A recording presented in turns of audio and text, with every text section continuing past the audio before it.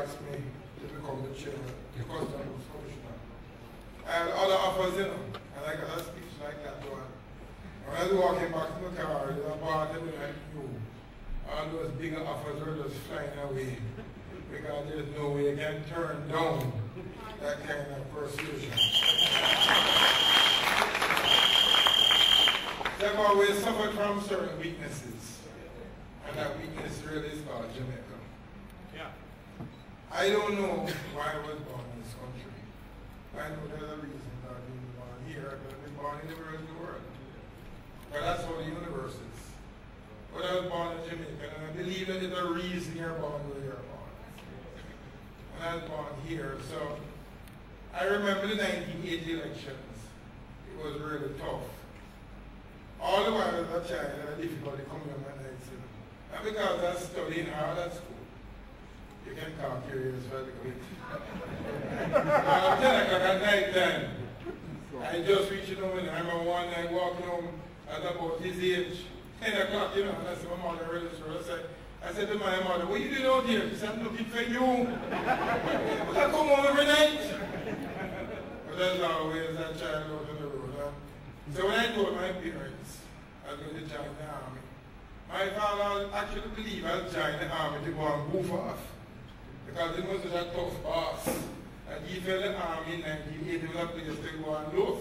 And this is the time when Jamaica was going through the toughest time.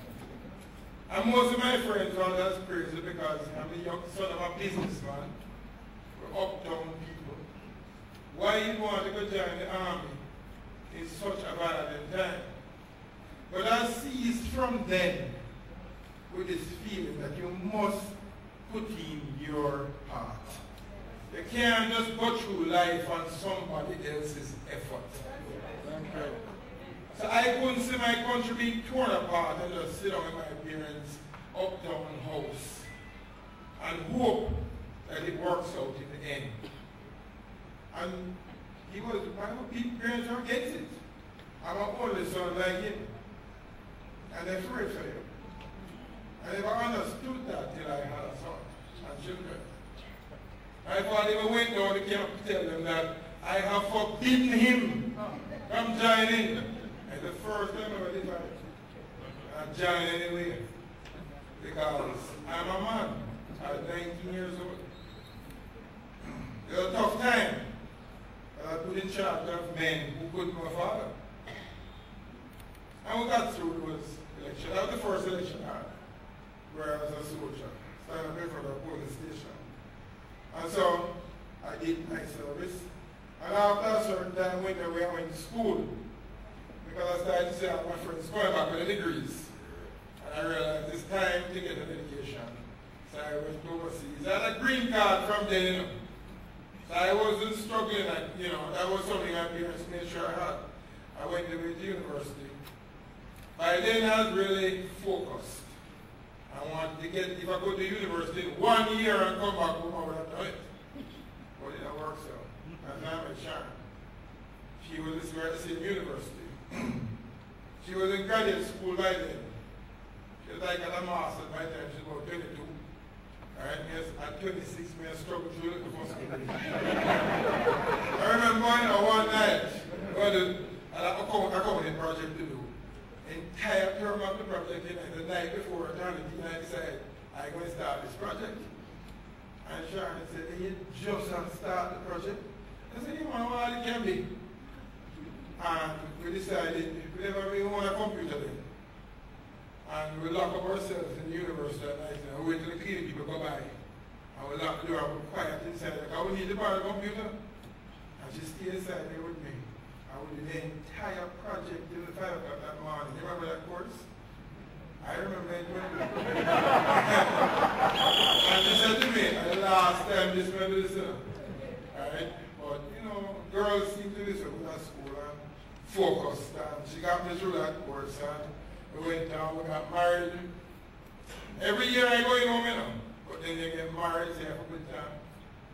Then the children come, say they keep putting it off. And then I start work on her. Tell me what you make it a nice place, you know. And finally, they never come home one that year.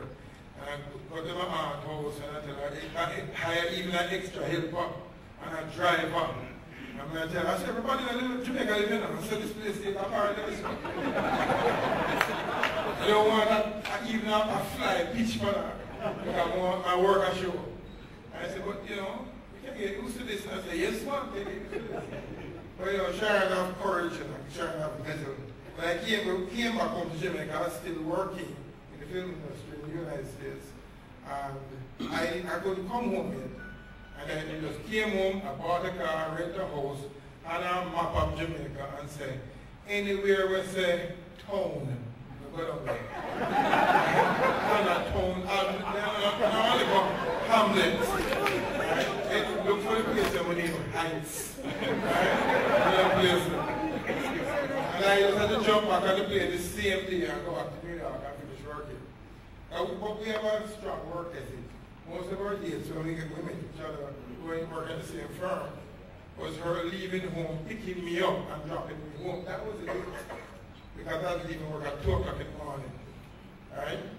That's our background. We come from Jamaican parents who migrated and who understand work. That's what we know.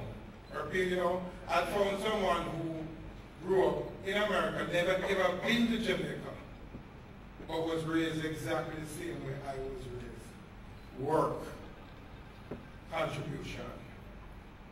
And I should have said with Adventist, before I meet her, I keep saying before me because her entire family believes it's me. Why she's not Seventh-day Adventist. I said, no, it's not me. When I met her, she wasn't in the church. I did not need to take her out of the church. You know? So, but I can't get to believe it.